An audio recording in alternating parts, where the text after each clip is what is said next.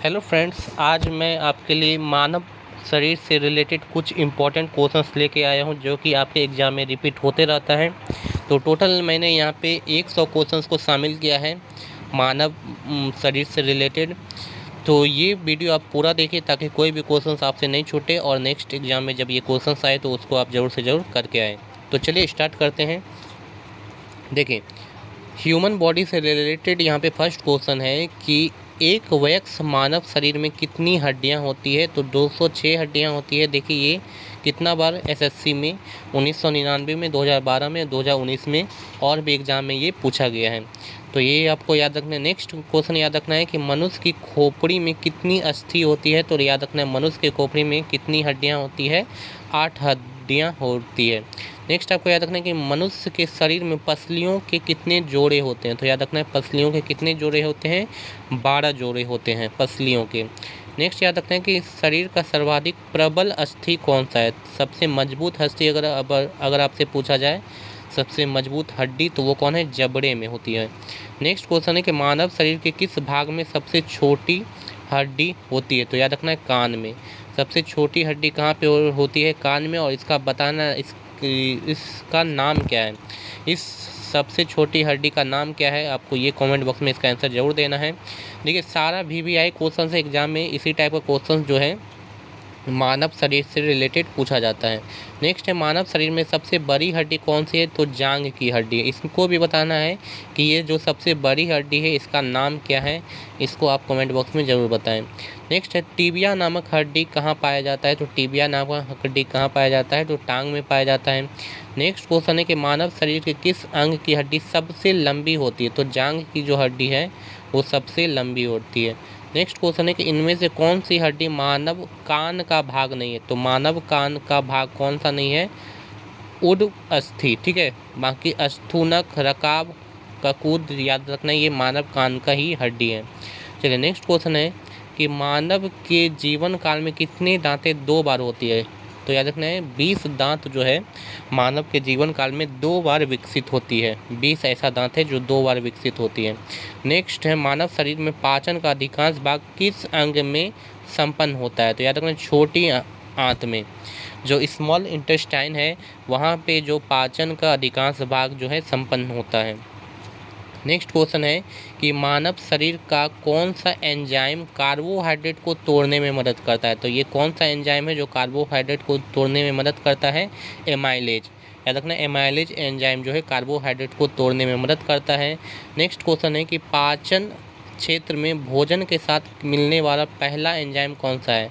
तो ये भी एमाइलेज ही है, जो कि सबसे पहले एमाइलेज ही पाचन क्षेत्र में ये भोजन के साथ मिलता है। नेक्स्ट क्वेश्चन है कि लार में कौन सा एंजाइम पाया जाता है। तो याद रखना है टॉयलिन एंजाइम जो है लार में पाया जाता है। नेक्स्ट पेट में भोजन पचाने के लिए किसकी खास आवश्यकता होती है। तो ये एंजाइम की। याद रखना है कि पेट में भोजन पचाने के लिए सबसे ज़्यादा आवश्यकता होता है एंजाइम का। उसके बाद है लार किसके पाचन में सहायक होता है। तो याद रखना है कि लार जो है स्टार्च के पाचन में सहायक होता है। नेक्स्ट क्वेश्चन है कि मनुष्य के मुख गुहा में किसका पाचन प्रारंभ होता है। तो याद रखना है मनुष्य के मुख गुहा मतलब मुंह में सबसे पहले कार्बोहाइड्रेट का पाचन क्या होता है, प्रारंभ होता है।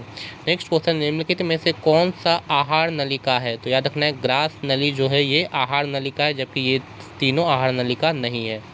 चलिए नेक्स्ट क्वेश्चन पे आते हैं। नेक्स्ट क्वेश्चन है कि पाचन क्रिया में प्रोटीन किस पदार्थ में बदल जाता है। याद रखना है कि जब पाचन क्रिया होता है तो उसमें प्रोटीन जो है एमिनो अम्ल में बदल जाता है। नेक्स्ट क्वेश्चन है कि मानव शरीर में कौन सा अंग ग्लाइकोजन के रूप में कार्बोहाइड्रेट को जमा करता है। तो याद रखना है यकृत। यकृत जो है जो कार्बोहाइड्रेट को जमा कर लेता है वो किस रूप में जमा करता है, ग्लाइकोजन के रूप में। ठीक है, यकृत जमा करता है, ये आपको याद रखना है। नेक्स्ट क्वेश्चन है पित्त किसके द्वारा पैदा किया जाता है। जो पित्त है, एक पित्त रस होता है, वो किसके द्वारा, यकृत के द्वारा पैदा किया जाता है। और आपको बताना है कि ये जो पित्त है ये जमा कहाँ होता है, मतलब ये पैदा तो यकृत करता है लेकिन ये पित्त जमा कहाँ होता है, ठीक है, स्टोर कहाँ होता है। तो ये कमेंट बॉक्स में इसका आंसर ज़रूर दीजिए। और देखिए सारा VVI क्वेश्चन से एग्जाम में आपसे बहुत बार ये क्वेश्चन पूछा गया है। सारा प्रीवियस ईयर क्वेश्चन मैंने यहाँ पे शामिल किया है जो कि एग्ज़ाम में ज़्यादातर बनते रहता है। नेक्स्ट क्वेश्चन है पित्त किस में जमा होता है। देखिए मैंने जो क्वेश्चन पूछा था इसका आंसर यहाँ पे आ गया है, तो कमेंट बॉक्स में आप जरूर से जरूर लेकिन बता दीजिएगा। तो पित्त किस में जमा होता है, पित्ताशय में जमा होता है, जिसको क्या कहते हैं इंग्लिश में गॉल ब्लेडर भी बोलते हैं। नेक्स्ट क्वेश्चन है कि मानव शरीर के किस अंग को शरीर का रासायनिक कारखाना कहा जाता है। तो यकृत को, याद रखना है यकृत को शरीर का रासायनिक कारखाना कहा जाता है। नेक्स्ट क्वेश्चन है कि पेस मेकर का संबंध किससे है। तो याद रखना है पेस मेकर किस में लगा रहता है, हृदय में। नेक्स्ट क्वेश्चन है पेस मेकर का कार्य क्या होता है। तो याद रखना है कि पेस मेकर का कार्य होता है दिल की धड़कन को प्रारंभ करना, ये जो है पेस मेकर का कार्य है। नेक्स्ट क्वेश्चन है गति प्रेरक किससे संबंधित है। तो ये हृदय से संबंधित है। नेक्स्ट क्वेश्चन है किनकी भत्तियाँ पर रक्त द्वारा डाले गए दबाव पर को रक्तदाब कहते हैं। ये जो ब्लड प्रेशर होता है, तो ये ब्लड प्रेशर एक्चुअल में ब्लड का कहाँ पे प्रेशर लगता है, तो धमनी पे। याद रखना है कि ब्लड का प्रेशर जब धमनी पे लगता है तो इसी को हम ब्लड प्रेशर या रक्तदाब बोलते हैं। नेक्स्ट क्वेश्चन है कि रक्तचाप को मापने के लिए किस उपकरण का प्रयोग किया जाता है। रक्तचाप यानी कि ब्लड प्रेशर को नापने के लिए याद रखना है स्फेग्मोमैनोमीटर का प्रयोग किया जाता है। नेक्स्ट क्वेश्चन पे चलते हैं लवडब। लवडब ध्वनि किसकी क्रिया के कारण उत्पन्न होती है। तो हृदय जो धक धक करता है, एक्चुअल में वहाँ पे धक धक आवाज़ नहीं आता है, वहाँ पे कैसा आवाज़ आता है, लवडब का साउंड आता है। ठीक है। नेक्स्ट क्वेश्चन है सिस्टोलिक और डायस्टोलिक शब्द का उपयोग किसके संदर्भ में किया जाता है। याद रखना है सिस्टोलिक और डायस्टोलिक का जो उपयोग है वो रक्तचाप को मापने में किया जाता है। ये जो 120/80 लिखा जाता है यही आपका सिस्टोलिक और डायस्टोलिक होता है। ठीक है। नेक्स्ट क्वेश्चन है कि मनुष्य की सामान्य स्पंदन दर यानी कि पल्स रेट क्या है। तो याद रखना है कि पल्स रेट कितना होता है मनुष्य का, 70 से 80 बीट प्रति सेकंड जो है पल्स रेट होता है। नेक्स्ट क्वेश्चन है एक किशोर वय मनुष्य में सामान्य रक्तदाब कितना होता है। तो 120/80 mmHg जो है ये क्या होता है, सामान्य रक्तदाब होता है, जो कि मैंने अभी आपको बताया। नेक्स्ट क्वेश्चन है कि मानव शरीर का पीएच, रक्त का पीएच कितना होता है। तो याद रखना है मानव रुधिर जिसको रक्त बोलते हैं, तो इसका पीएच कितना होता है, 7.4 होता है रक्त का पीएच। नेक्स्ट क्वेश्चन है कि मानव रक्त प्लाज्मा में प्राय पानी का प्रतिशत मात्रा कितना होता है। तो याद रखना है कि मानव के रक्त में जो प्लाज्मा होता है उसमें पानी का प्रतिशत होता है 91 से 92%। नेक्स्ट क्वेश्चन है रक्त में पाई जाने वाली धातु कौन सी है। तो याद रखना है रक्त में कौन सी धातु पाई जाती है, लोहा। ठीक है, रक्त में लोहा धातु पाया जाता है। नेक्स्ट क्वेश्चन है कि शरीर का कौन सा अंग रक्त उत्पादन करता है। तो रक्त उत्पादन कहाँ पे होता है, याद रखना है रक्त जो बनता है वो अस्थि मज्जा में बनता है। नेक्स्ट क्वेश्चन है निम्नलिखित में से कौन सा सही है। देखिए इसमें सही आपका कौन सा है, याद रखना है कि सही है शरीर का सारा रक्त किडनी के माध्यम से शुद्ध होता है। देखिए जो रक्त शुद्ध होता है वो कहाँ पे होता है, किडनी के माध्यम से सही शुद्ध होता है, ये बिल्कुल सही है। नेक्स्ट क्वेश्चन है कि मानव शरीर में खून की शुद्धिकरण की प्रक्रिया को क्या कहा जाता है। तो जो खून का शुद्धिकरण होता है, ठीक है, उसकी प्रक्रिया को कहा जाता है डायलिसिस।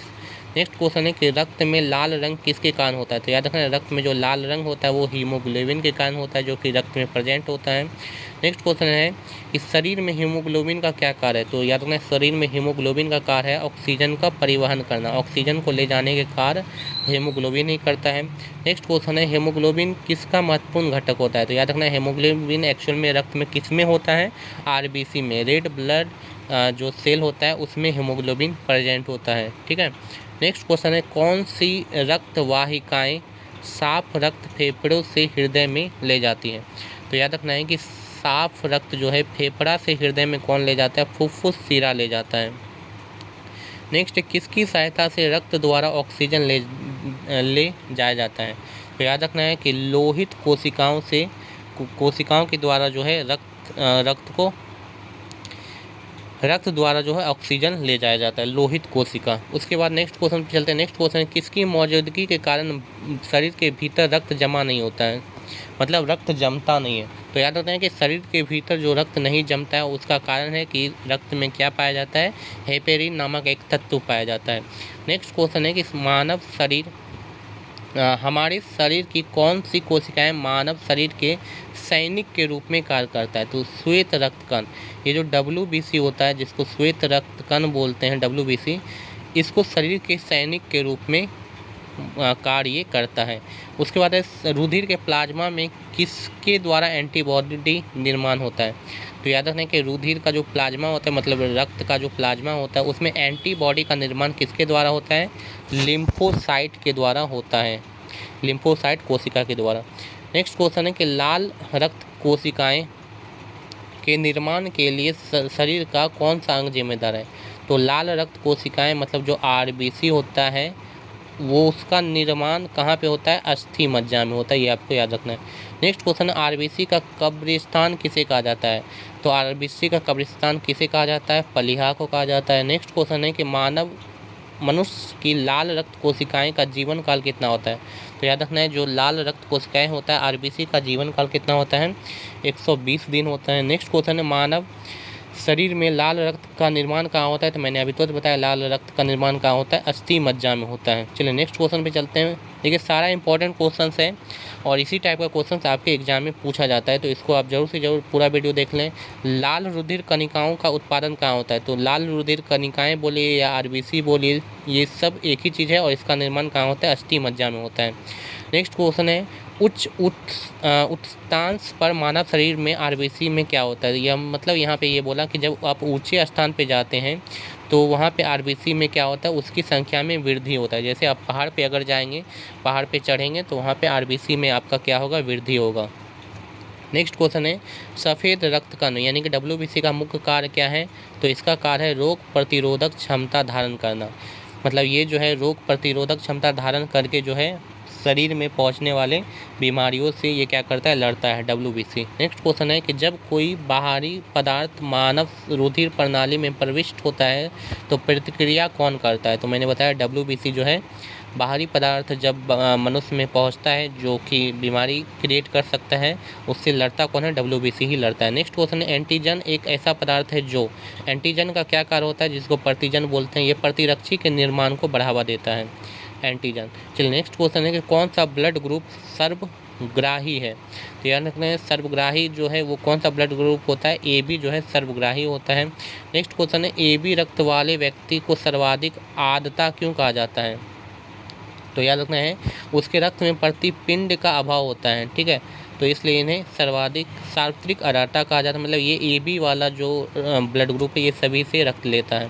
नेक्स्ट क्वेश्चन है कि किस रक्त समूह को सार्वभौमिक दाता कहा जाता है? मतलब सभी को रक्त कौन दे सकता है? सार्वभौमिक दाता। ये सब कौन सा ब्लड ग्रुप है? तो याद रखना है ओ। जो ओ ब्लड ग्रुप है वो सभी को ब्लड देता है, इसको सर्वाधिक दाता कहा जाता है। नेक्स्ट क्वेश्चन है कि रक्त समूह ओ वाले व्यक्ति किस रक्त समूह के व्यक्तियों से रक्त ले सकता है? तो याद रखना है ओ समूह वाले सिर्फ और सिर्फ ओ समूह से ही, ओ ब्लड ग्रुप से ही रक्त ले सकता है। इसके बाद है इनमें से कौन सा मस्तिष्क का भाग नहीं है? तो पित्रा। मेडुला याद रखना मस्तिष्क का भाग होता है, थैलेमस भी मस्तिष्क का भाग होता है, पोंस भी मस्तिष्क का भाग होता है, लेकिन पित्रा जो है ये मस्तिष्क का भाग नहीं होता है। नेक्स्ट क्वेश्चन है कि मस्तिष्क का कौन सा भाग मानव शरीर के आसन और संतुलन को बनाए रखता है? तो सेरेबेलम। सेरेबेलम जो कि मस्तिष्क में पाया जाता है, ये मानव शरीर के संतुलन को बनाए रखता है। नेक्स्ट क्वेश्चन है कि सेरेब्रम किससे संबंधित है? तो ये भी मस्तिष्क से संबंधित है और याद रखना है कि मस्तिष्क का ये सबसे बड़ा भाग होता है। नेक्स्ट क्वेश्चन है कि मनुष्य के मस्तिष्क का सबसे बड़ा भाग कौन सा होता है? प्रमस्तिष्क। और प्रमस्तिष्क में ही याद रखना है सेरेब्रम पाया जाता है। चलिए नेक्स्ट क्वेश्चन है मानव शरीर की किन कोशिकाओं में सबसे कम पुनर्योजन शक्ति होती है? तो मस्तिष्क कोशिका। मतलब मस्तिष्क कोशिका जो है वो उसमें सबसे कम पुनर्योजन शक्ति होती है। चलिए नेक्स्ट क्वेश्चन है कि मनुष्य में मेरुदंड में कितनी जोड़ी तंत्रिका होती है? तो 31 जोड़ी जो है मेरुदंड में तंत्रिका होती है। नेक्स्ट क्वेश्चन है प्रतिवर्ती क्रियाओं का नियंत्रण केंद्र कहाँ है? तो केशुरकु रज्जु में जो है प्रतिवर्ती क्रिया का नियंत्रण केंद्र होता है। नेक्स्ट क्वेश्चन है ऑक्सीजन की उपस्थिति में सुक्रोज का CO2 एवं जल में ऊर्जा नियुक्त होने के साथ पूर्ण रूपांतरण होने को क्या कहते हैं? वायु श्वसन कहते हैं। नेक्स्ट क्वेश्चन है हमारी छोड़ी हुई सांस की हवा में CO2 की मात्रा लगभग कितनी होती है? तो 4%। हम जो सांस छोड़ते हैं उसमें CO2 कितना परसेंट होता है? 4% होता है। नेक्स्ट क्वेश्चन है क्रेब्स चक्र में किसका संश्लेषण होता है? तो याद रखना है क्रेब्स चक्र में पायरुविक अम्ल का संश्लेषण होता है। उसके बाद है स्तनधारियों में किस में यूरिया बनता है? तो यकृत में स्तनधारियों में यूरिया बनता है। नेक्स्ट क्वेश्चन मानव शरीर से नाइट्रोजनी अपशिष्ट को हटाने के लिए कौन सा अंग जिम्मेदार है? तो याद रखना है कि नाइट्रोजनी अपशिष्ट पदार्थ को हटाने के लिए गुर्दा, जिसको किडनी बोला जाता है, ये अंग जिम्मेदार होता है। नेक्स्ट क्वेश्चन है कि मूत्र का पीला रंग किसके मौजूदगी के कारण होता है? तो यूरोक्रोम के कारण मूत्र का रंग पीला होता है। नेक्स्ट क्वेश्चन है गुर्दे का कार्यात्मक यूनिट क्या है? मतलब जो किडनी होता है उसमें कार्यात्मक यूनिट क्या होता है? नेफ्रॉन होता है। नेक्स्ट है अपोहन का प्रयोग किस क्रिया को पूरा करने के लिए किया जाता है? यानी कि डायलिसिस का प्रयोग, तो वो वृक्क के क्रिया को पूरा करने के लिए किया जाता है। नेक्स्ट है संवेदन किसके लिए महत्वपूर्ण है? ये जो संवेदन मतलब जो शरीर से पसीना निकलता है, ठीक है, स्वेट, तो वो किसके लिए महत्वपूर्ण होता है? तो शरीर के तापमान को विनियंत्रित करने के लिए जो है संवेदन महत्वपूर्ण होता है। नेक्स्ट क्वेश्चन समानता निषेचन किस में होता है? तो याद रखना है जो निषेचन होता है वो डिम्ब वाहिनी नली में होता है। उसके बाद नेक्स्ट क्वेश्चन है गर्भाशय में शिशु के विकास की जानकारी है तो किसका प्रयोग किया जाता है? तो शिशु के विकास के लिए जो प्रयोग किया जाता है गर्भाशय में वो अल्ट्रासाउंड का प्रयोग किया जाता है। नेक्स्ट क्वेश्चन है भ्रूण के विकास के लिए किस अंग के द्वारा खाद्य की पूर्ति की जाती है? तो बीजांडसन की पूर्ति की जाती है। ठीक है, भ्रूण के विकास के लिए किस अंग के द्वारा खाद्य की पूर्ति की जाती है? तो बीजांडसन, मतलब इस अंग के द्वारा जो है भ्रूण में खाद्य पदार्थ पहुंचाया जाता है। नेक्स्ट क्वेश्चन है कौन सी स्थिति टेस्ट ट्यूब बेबी की परिघटना को सही रूप से निरूपित करती है? मतलब ये जो टेस्ट ट्यूब बेबी है इसका मतलब क्या होता है? जब निषेचन बाहर होता है और विकास अंदर होता है, इसी को टेस्ट ट्यूब बेबी में यही चीज़ होता है। निषेचन बाहर करवा लिया जाता है और विकास जबकि आंतरिक होता है। नेक्स्ट है बच्चों का लिंग निर्धारण किससे होता है? तो याद रखना है कि बच्चों का जो लिंग निर्धारण होता है वो गुणसूत्र से होता है। ठीक है, और किसके गुणसूत्र से? फादर के गुणसूत्र से, मतलब पिता के गुणसूत्र से बच्चों का लिंग का निर्धारण होता है। स्त्रियों की नसबंदी को क्या कहा जाता है? तो याद रखना है ट्यूबेक्टोमी। ट्यूबेक्टोमी जो है स्त्रियों की नसबंदी को कहा जाता है। उसके बाद है एमियोसेंटोसिस तरीका किसको बताता है? तो ये किसको बताता है? भ्रूण के लिंग को बताता है। नेक्स्ट क्वेश्चन पे चलते हैं। नेक्स्ट क्वेश्चन निम्नलिखित में से कौन सा एक ग्रंथि नहीं है? तो याद रखना है जठर।